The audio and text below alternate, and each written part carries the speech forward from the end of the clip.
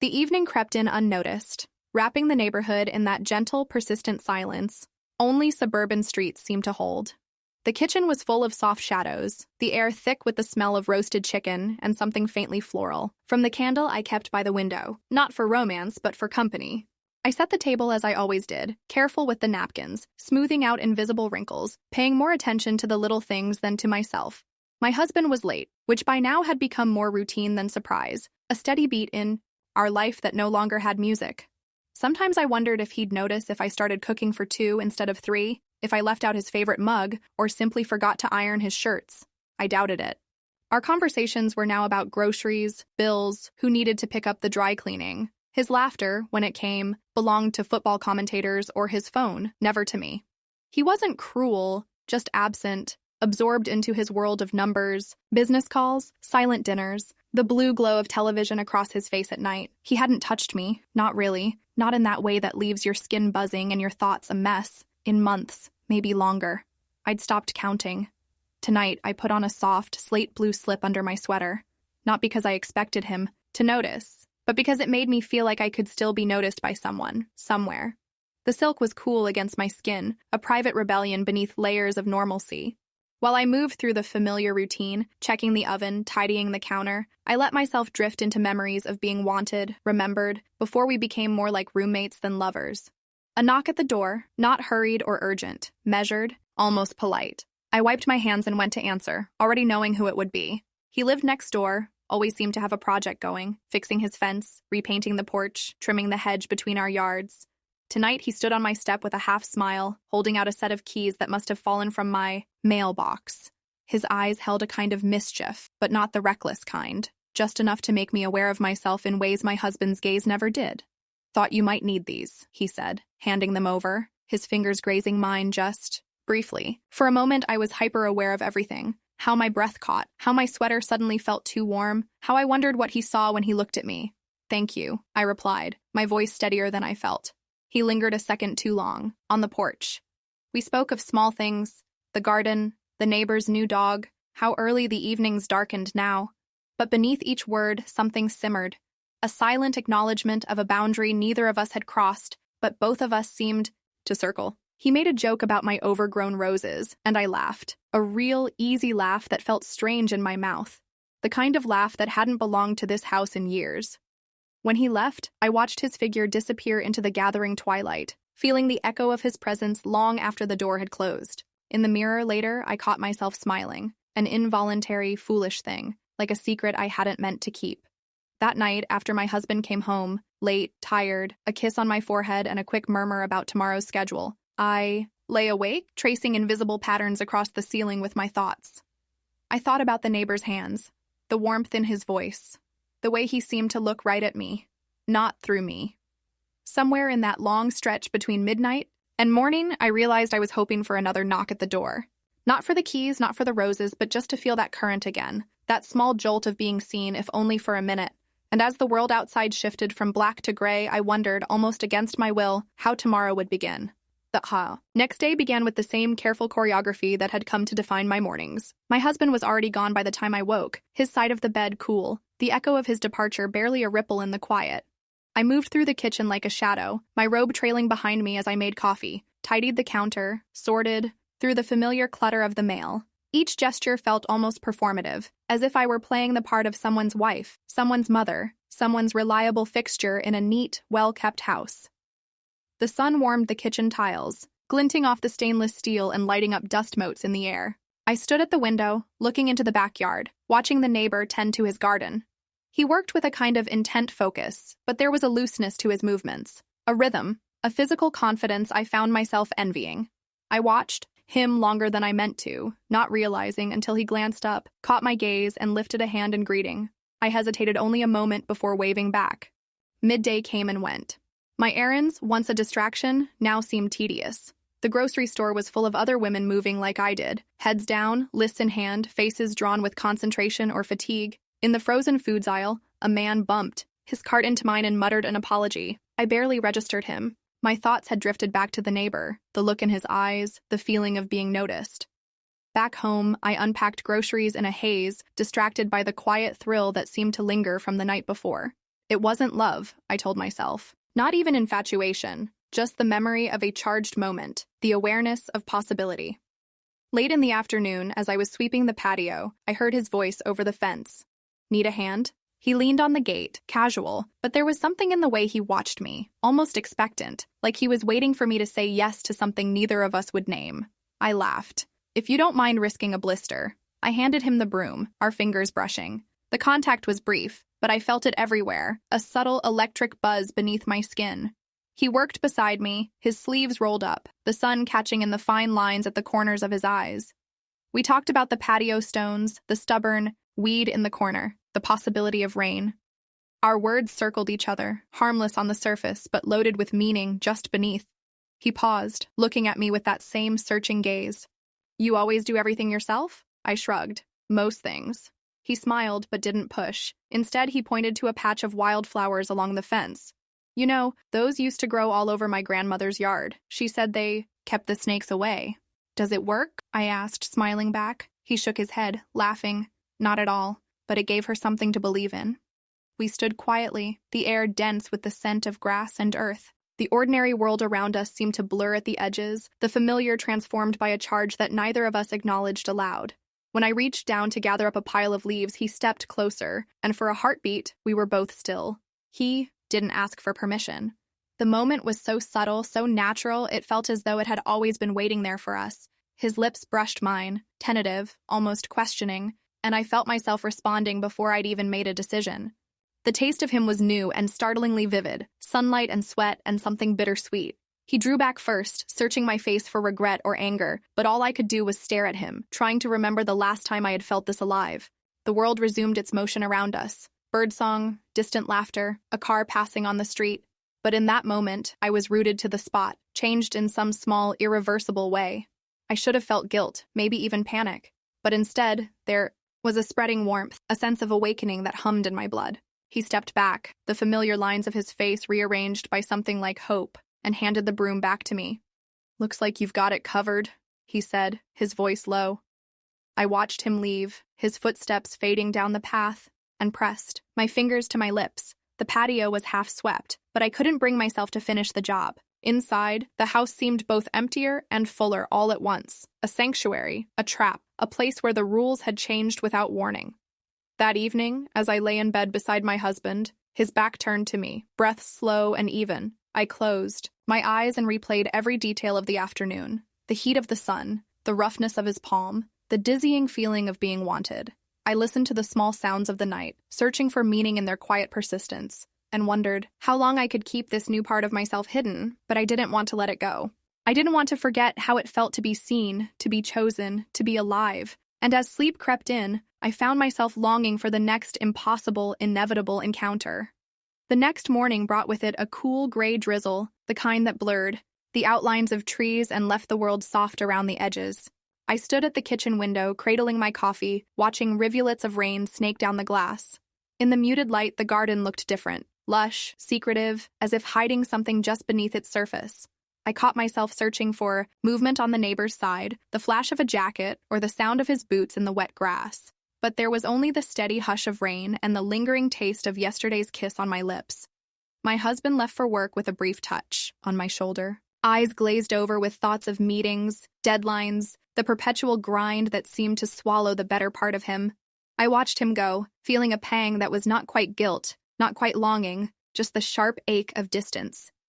When the door closed, the house grew larger, the rooms more echoing than before. I moved through them restlessly, unable to settle, every surface reminding me of who I was supposed to be. By midday, the rain had eased, leaving everything outside dripping and impossibly green. I busied myself with small chores, folding towels, rearranging books on the shelf, wiping down the kitchen counter for the third time. But nothing seemed to erase the restless energy crackling under my skin. When my phone buzzed, I nearly dropped it in surprise. A message. Need anything from the hardware store? Heading out soon.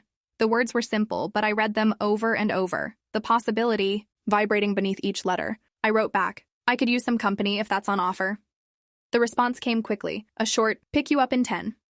I found myself racing to the bedroom, heart pounding as I slipped out of my houseclothes and into something that felt less invisible. Dark jeans, a pale blouse, a touch of perfume I'd almost forgotten I owned. I hesitated in front of the mirror, smoothing my hair, trying to appear casual. But my eyes betrayed me. There was a light there, a reckless hunger. When his car pulled up, I locked the door behind me with a sense of ceremony. The drive was short but charged, filled with talk of inconsequentials, the traffic, the latest scandal at City Hall, a neighbor's dog that kept escaping its yard. Yet every laugh, every glance, seemed to hold a second meaning. The city center was busy despite the drizzle, people moving quickly between stores, ducking under awnings, faces half hidden by umbrellas. I followed him into the hardware store, the sharp tang of metal and sawdust in the air, rows of tools and paint chips stretching endlessly. We wandered the aisles, our bodies unconsciously in sync, finding reasons to linger in narrow spaces, sharing jokes over the absurd names of screws and brackets. Once, reaching for a tape measure, his hand brushed mine, and I felt the current pass between us, sharp and undeniable. I wondered if the cashier saw anything in the way we stood together, if strangers could sense the storm building beneath our quiet exchange. On the drive back, the city faded into the green of the suburbs, and the air between us thickened with anticipation. He turned the radio down, the soft hum of music filling the silence. For a moment he glanced at me, a question in his eyes. "Is this strange for you?" His voice was tentative, more vulnerable than I'd heard before. I hesitated, choosing my words with care. "Everything feels strange lately, but not wrong." He nodded, the tension in his shoulders easing. "You deserve to feel more than just comfortable, you know." I looked out the window, the world sliding past in blurred colors, thinking of all the years I'd spent convincing myself that comfort was enough. We pulled into my driveway, but neither of us moved to get out. The car became its own world, warm, enclosed, private. Rain tapped lightly on the windshield. He reached for my hand, his thumb tracing circles against my palm. The touch was both grounding and electrifying, a wordless promise that settled deep inside me. "I wish I could explain why this feels so important," I said quietly, more to myself than to him. "You don't have to," he replied, his voice a hush between us. "Sometimes you just know." We sat in the quiet for a moment longer, the boundary between restraint and surrender growing thinner. I wanted to kiss him again, to close the space between us, but I also wanted to savor this charged anticipation, this feeling of being on the verge of something both dangerous and necessary. Eventually, I opened the car door, the damp air rushing in, grounding me in reality once more. "Thank you," I said, lingering on the threshold.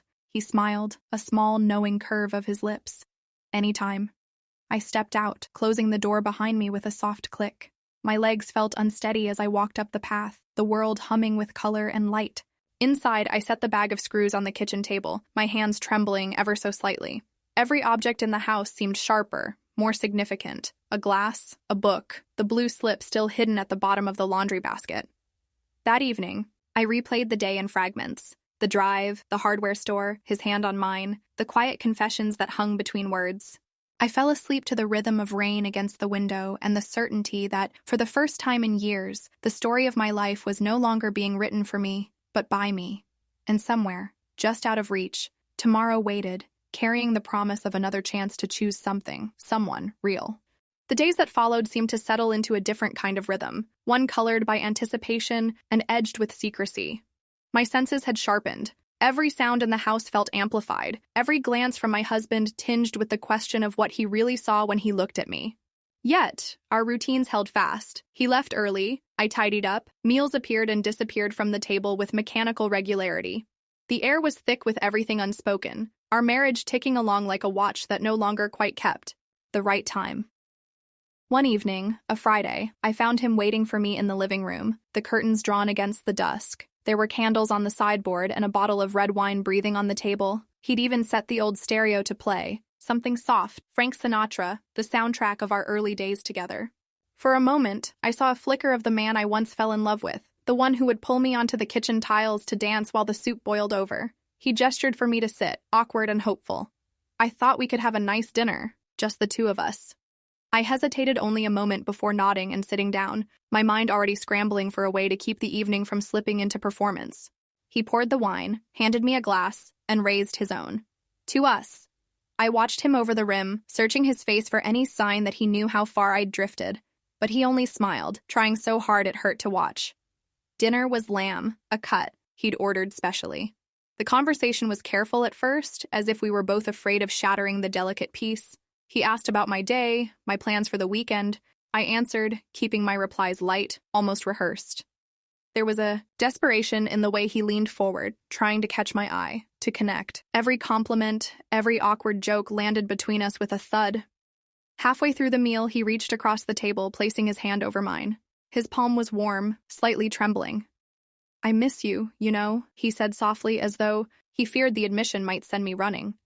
"I know I haven't been here, really here, for a while." I swallowed, unsure how to respond.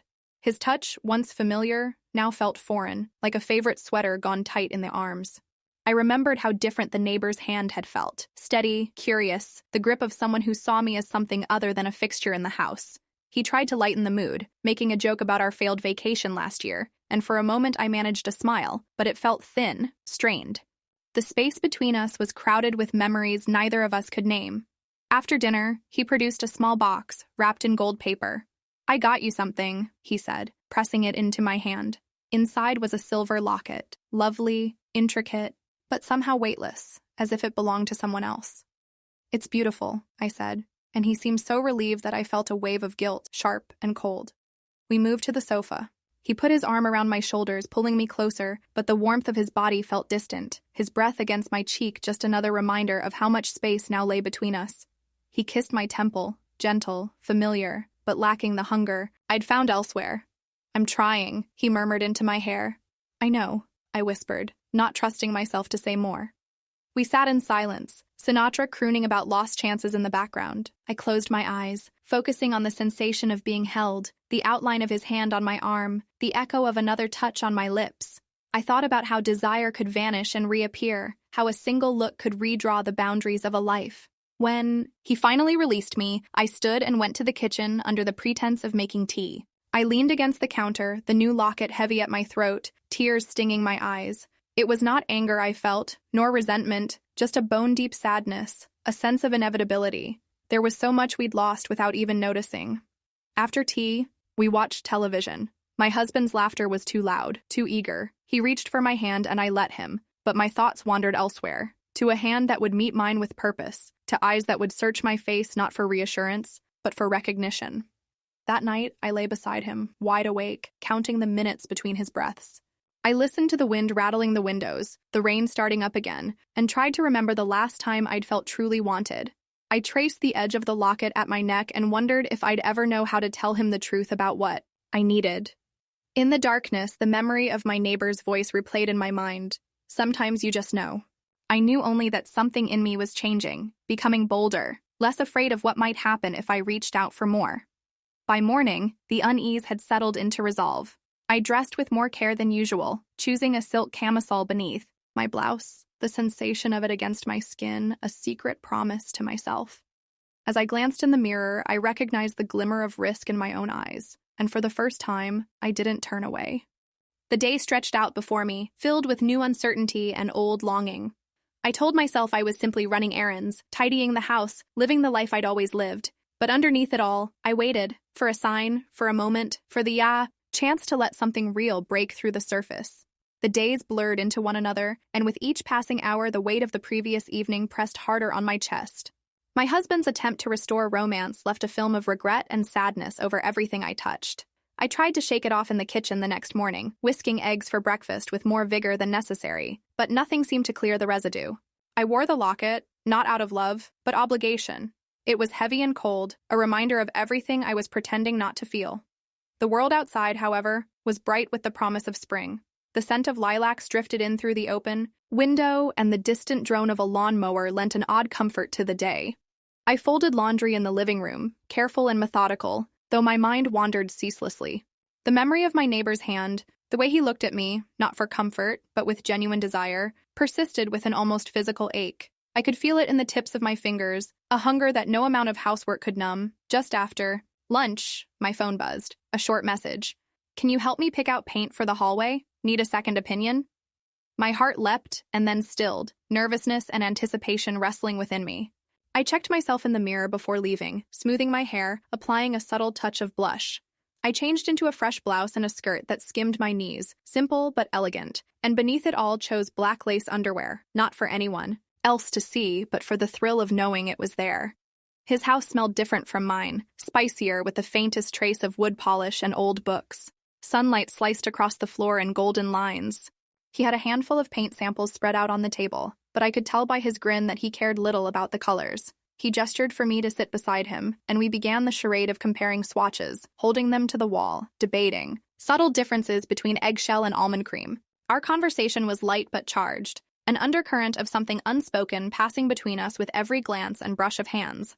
After a while, the pretense dissolved. He turned to me, eyes lingering on my mouth, his fingers resting just a moment too long on my wrist as I handed him a sample.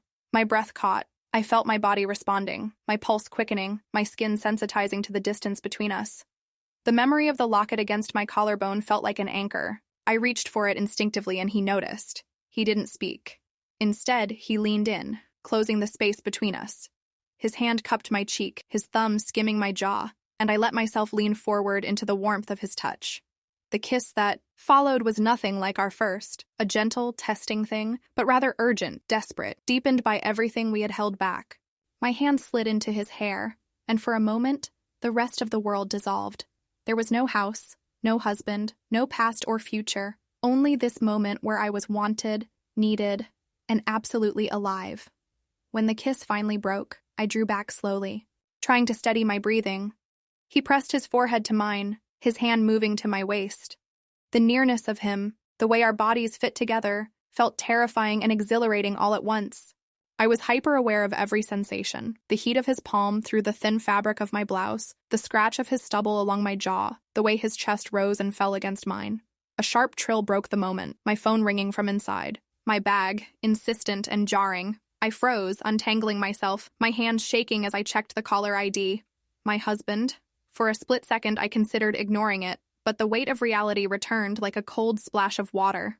I stepped away, breathless, answering as normally as I could. He asked about dinner, about whether I'd remembered to pick up his shirts. I answered, my voice steady, my eyes locked on the neighbors.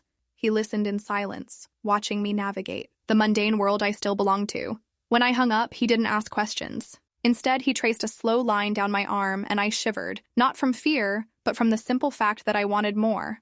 I knew I should leave, return to the safety of routine. Instead, I lingered, helping him stack the paint samples, making small, talk about wall colors and weekend plans. Every brush of our hands was a promise, every shared glance a dare. He poured 2 glasses of cold water and handed me one, our fingers grazing again, and we sipped in companionable quiet.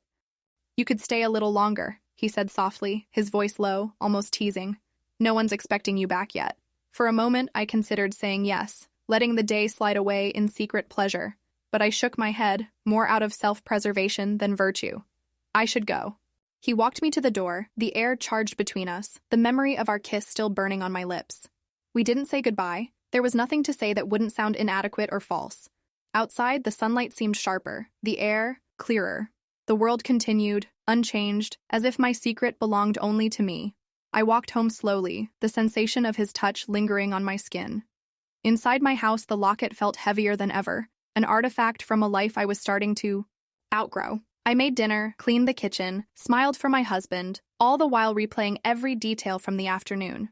That night, sleep eluded me. I lay awake, my body humming with a restlessness that had no name. I turned the locket over and over, in my hand, the cool metal warming with my touch, and wondered how long I could keep living this double life. How long before desire overcame caution, before longing unraveled the careful threads of my days. But beneath all the worry and the guilt, there was something else, a sense of anticipation, bright and sharp. I had crossed a line, and there would be no going back. I wanted more. I craved the next meeting, the next chance to be seen, touched, known. And in the darkness, I promised myself I would not let this feeling slip away so easily.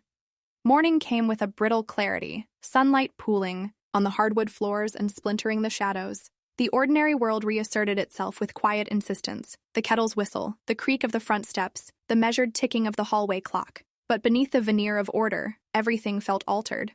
I moved through the rooms as if watching myself from a distance, folding my husband's shirts, emptying the dishwasher, collecting the stray socks that always seemed to find their way beneath the couch. Even my reflection seemed unfamiliar, the planes of my face sharper, my eyes bright with something dangerous. My husband had settled into a pattern of gentle attentiveness since the night of our dinner. He offered to help with chores, remembered to bring home my favorite coffee, asked after my day with practiced concern. There was nothing cruel or careless in his manner, and yet I felt increasingly suffocated by his kindness. I knew he was trying, and that knowledge only sharpened my own sense of guilt. I watched him closely, searching his face for signs of suspicion or doubt, but found only the earnest, slightly puzzled affection of a man trying to repair something he could not name. My thoughts kept circling back to my neighbor, the way his touch had left my skin tingling, the memory of his lips pressed to mine, the way he looked at me as if I were both mystery and answer. I felt as if I existed in two parallel worlds, one shaped by habit and obligation, the other by desire and anticipation. Every moment seemed stretched between these opposing currents. When I lay beside my husband at night, I became acutely aware of the distance between our bodies, the way our legs never touched, the way his hand found my shoulder out of routine, not longing. I found myself dressing with more care each day, even when I had nowhere to go. I chose softer fabrics, lingered over the selection of my underwear, lace, silk, colors that felt like private confessions. I painted my lips in subtle, flattering shades, styled my hair in ways I hadn't bothered with for years. The act of getting ready became a ritual, a silent declaration that I was more than invisible, more than just the caretaker of someone else's life. Sometimes, I would catch my husband watching me from the doorway as I fastened an earring or smoothed the hem of my skirt. There was curiosity in his gaze, perhaps a faint alarm, but he never asked questions. I wondered if he sensed the change, if the new perfume I wore or the silk camisole beneath my sweater had become a message he was afraid to decipher. I filled the days with errands, the post office, the grocery store, even a midday walk through the city park where the benches were slick with last night's rain. I needed the movement, the distraction. But underneath every activity pulsed the memory of the neighbor's hand on my waist, his voice murmuring low and amused in my ear. Found myself glancing at his house more often, searching for glimpses of him through open windows or glimpsed over the fence. Each time I caught sight of him, trimming a hedge, carrying groceries, talking on the phone, I felt a sharp flutter in my chest, a surge of longing that threatened to unmoor me. One afternoon, as I was sorting laundry in the back room, I heard footsteps outside. A quick rap on the side door startled me. I turned, heart racing. He stood in the sunlight, a small smile on his lips, holding a box of garden tools. "Thought you might like these for the flower beds," he said, voice low, as if he were telling me a secret. I accepted them, my hands trembling. We stood close, the air thick with words we didn't say. His fingers brushed mine as I took the box, the contact brief but electric. "Thank you," I managed, my voice barely above a whisper. He nodded, his eyes lingering on my face. "I like seeing you like this," he said quietly. "Alive." I looked away, suddenly shy. "I'm not sure what I am anymore." He reached out just enough to let his knuckles graze the back of my hand. "You're real. That's enough." The moment stretched between us, a fragile thread pulled taut. I knew I should step back, close the door, retreat into the safety of routine. But I stood there, memorizing the lines of his face, the way sunlight made his hair glow gold at the edges. Eventually, he stepped away and I exhaled, my heart pounding. I watched him disappear around the corner of the house, the box of tools, clutched to my chest as if it contained some rare and precious thing. Inside, the air felt charged, every sense heightened. I arranged the tools on the table, my hands unsteady, and pressed my palms to my cheeks to cool the flush there. I was both terrified and exhilarated, longing and ashamed. I moved through the house, unable to settle, the longing inside me growing louder, impossible to ignore. That evening, as my husband and I ate dinner in silence, I caught myself glancing at the clock, counting the hours until I could retreat to my room, to solitude, to memory. When he reached across the table to brush a crumb from my chin, I flinched, so subtly I hoped he wouldn't notice. His brow furrowed, but he said nothing, returning to his meal. Later, alone in bed, I replayed every detail of the afternoon, the warmth of the neighbor's touch, the shimmer of his gaze, the way I felt suspended between two versions of myself, one known, one daring. I wanted more. I was hungry for something I could neither name nor suppress. Sleep came late and fitful, haunted by dreams of sunlight and skin, of secrets exchanged in half-whispered conversations. Morning would come again, the world would return to its familiar script, but I knew the script no longer fit. My life was splitting open, and something bright and irrepressible was shining through the cracks. It was early evening when the familiar hush of the neighborhood was broken by the clatter of dishes and bursts of laughter drifting in through our kitchen window. My husband had insisted on inviting a few neighbors for dinner, a casual gathering, he'd called it, meant to foster some sense of community that had long gone dormant between us and the world outside our door. I moved through the preparations, like an actor learning her lines, setting out plates, slicing bread, arranging flowers in a vase that had not seen water since last year's holidays. Underneath my practiced smile, tension simmered, a kind of restless energy that made my hands tremble as I filled the glasses, polished the silverware. Guests arrived in slow, uneven waves, the front hallway echoing with polite greetings and the shuffle of coats and shoes. My husband welcomed each person with awkward warmth, his laughter a little too loud, his gaze lingering on me as if hoping I'd play along. I felt the collective weight of expectation settle on my shoulders. The house, which only hours before had been a haven for my secrets, was now stage-lit and crowded with other people's voices. It was only when the last guest entered that I felt my heart skip, a subtle tightening of breath that no one else seemed to notice. My neighbor. He crossed the threshold with practiced ease, offering a bottle of wine and a quip about how he hoped we weren't serving anything too fancy, or he'd have to leave hungry. Our eyes met for the briefest moment, and in that glance, past all the things we could never say in the light of day. I felt the air shift around us, charged and expectant.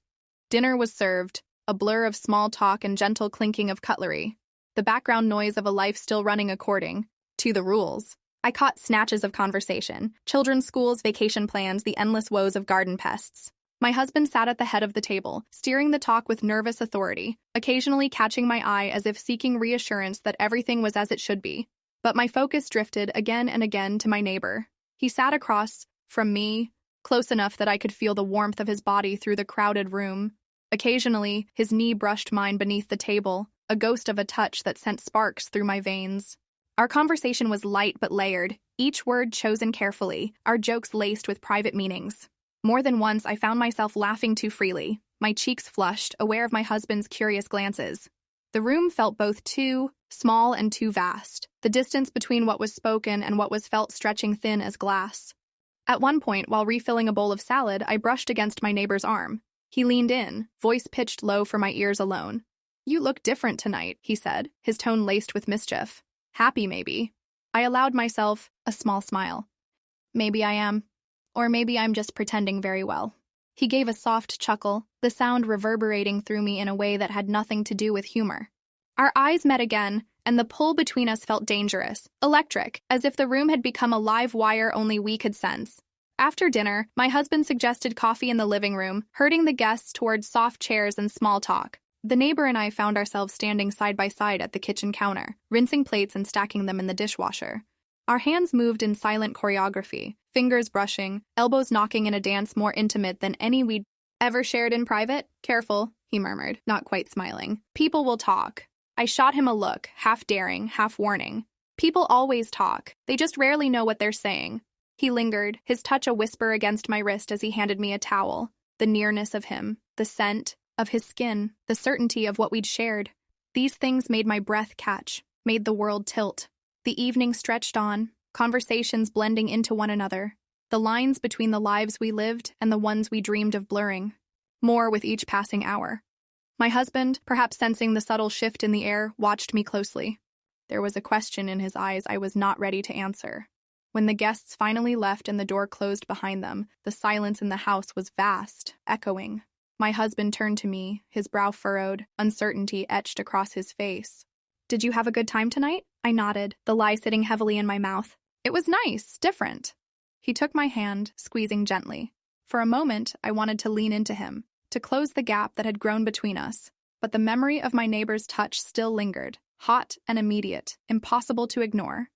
That night, as I lay in bed, the events of the evening replayed in my mind. The clink of glasses, the shared glances, the accidental touch beneath the table. I felt myself unraveling, threads of longing and guilt and exhilaration weaving through every thought. The boundary between what I wanted and what I had grew thinner with every breath, every memory. The night stretched before me, wide and uncertain, and somewhere in the darkness I wondered if anyone could ever truly belong to just one life. Sleep was elusive that night, my mind tangled in the events of the evening. In the hush that follows a house full of guests, every sound seemed to echo. My husband's breathing, slow and steady, only heightened my own restless energy. I found myself lying awake, replaying every stolen glance, every electrified brush of my neighbor's hand. Even after so much caution and practiced restraint, it was astonishing how easily the boundaries had blurred, how fragile the walls between want and duty could become. The next day dawned overcast and humid, the sky thick with the threat of summer rain. I moved through the motions of morning, coffee, toast, a brief, almost absent-minded exchange with my husband about plans for the day. He seemed preoccupied, distracted, his eyes darting to his phone every few minutes. We were both haunted by something, though neither of us had the words for it. By mid-morning, I received a message from my neighbor. "Meet me at the cafe downtown. We need to talk." The simplicity of it, the lack of subterfuge, the directness, sent a jolt of nerves through me. I told my husband I was meeting a friend for lunch, the lie tripping off my tongue with such practiced ease that he barely looked up from his work. I dressed deliberately, selecting a soft gray dress that clung to my body in all the right places, subtle enough for daytime but daring enough to remind me of the woman I was becoming. Underneath, lace, a secret only I would know. The cafe was bustling, a place where no one would look twice at a woman waiting alone at a window table. I ordered coffee, my hands trembling as I lifted the cup. He arrived 5 minutes later. Rain, flecked on his shirt, hair slightly disheveled, eyes dark and restless. When he sat down across from me, the noise of the room seemed to fade to a dull thrum. For a moment, we simply stared at each other, words failing us in the face of everything unsaid. He leaned in, voice low and urgent. "We can't keep pretending. This is nothing. I want you, all of you, not just these stolen moments." The honesty in his tone unsettled me. I looked down at my hands, fingers twisting the napkin in my lap. "I don't know how to do this," I admitted, the truth raw and unfamiliar. "I have a life, a marriage. I don't know how to be the person you want." He reached across the table, covering my hand with his.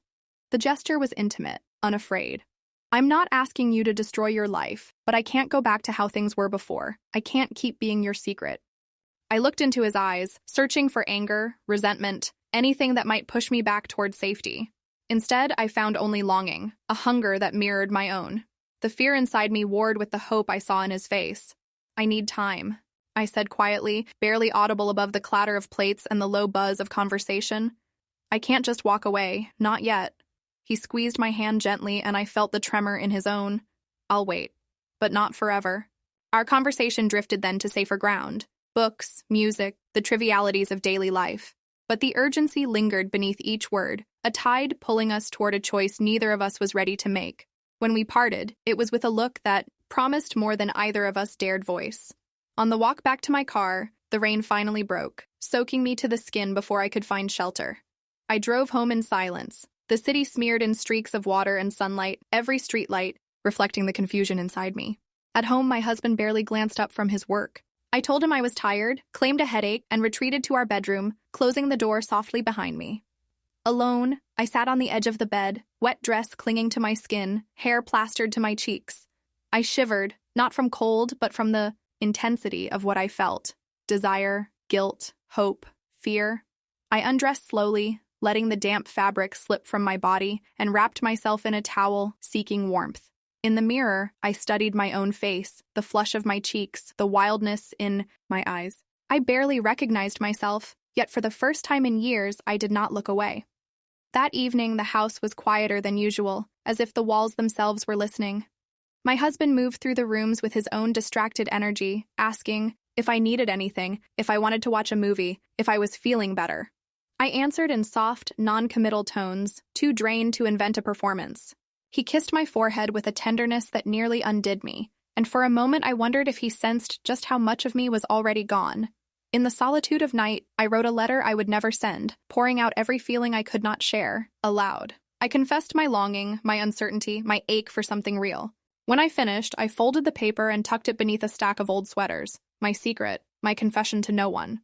The rain continued, a steady drumming against the windows, and I lay awake listening to it, heart pounding, knowing the time, for indecision was running out. The next choice I made would change everything, for better or for worse.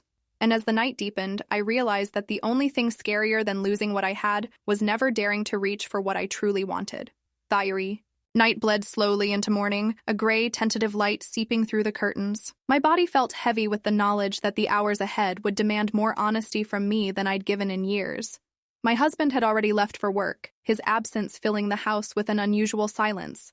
I sat at the kitchen table, tracing circles on the wood with my fingertip, rehearsing conversations I'd never had the courage to start. All the ordinary details, the smell of toast, the click of the clock, the drone of a neighbor's mower, seemed sharper, as if the world was holding its breath, waiting. For most of the day, I wandered the house in a kind of quiet preparation, folding laundry that didn't need folding, straightening books that were already aligned. I caught my reflection often, searching my own face for a certainty that still eluded me. The memory of my neighbor's hand covering mine, the frankness in his voice at the cafe, echoed through every room. I couldn't escape the truth any longer. The life I'd built, once so solid and sensible, now felt thin and brittle, ready to shatter at a touch. By late afternoon, the tension had become unbearable.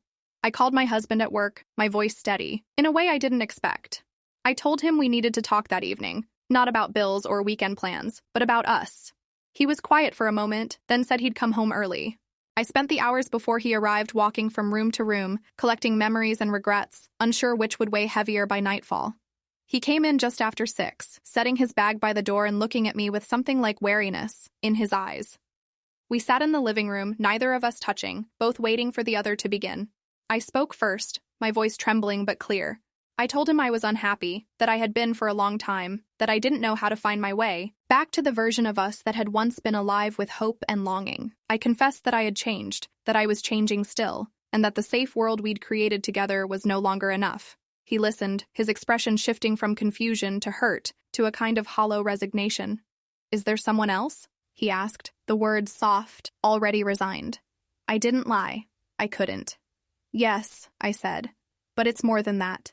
It's about wanting to feel alive again, to be seen, to be chosen, not just accepted." He was silent for a long time, the only sound the ticking of the old mantel clock.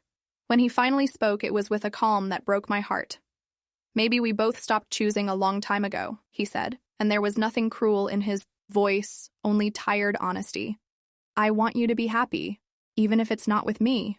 We sat in silence, grief and relief mingling in the space between us. There were no accusations, no scenes, just the quiet unraveling of a life built on habits and compromise. I reached for his hand, squeezed it gently, and we let go. That night, I packed a small bag, nothing more than a few changes of clothes, a toothbrush, my favorite book. I stood at the threshold of our house, memories flickering past like photographs. Laughter in the kitchen, the weight of his arm around me in sleep, the dreams we'd once dared to share. I didn't know where my next steps would lead, only that I could no longer stay. I walked into the blue dusk, the air thick with the scent of cut grass and lilac. My feet led me almost unconsciously to my neighbor's door. When he opened it, there were no grand declarations, no promises, just the simple relief of arms that held me tightly, without hesitation or demand. For the first time in years, I let myself cry, not from regret, but from the sheer release of it all. I was trembling, exhausted, unsure, and yet there was an unmistakable thrill in the uncertainty. I had chosen, finally, to live. The days that followed were not easy. There were awkward silences, sharp edges to every joy, the ache of what I'd left behind.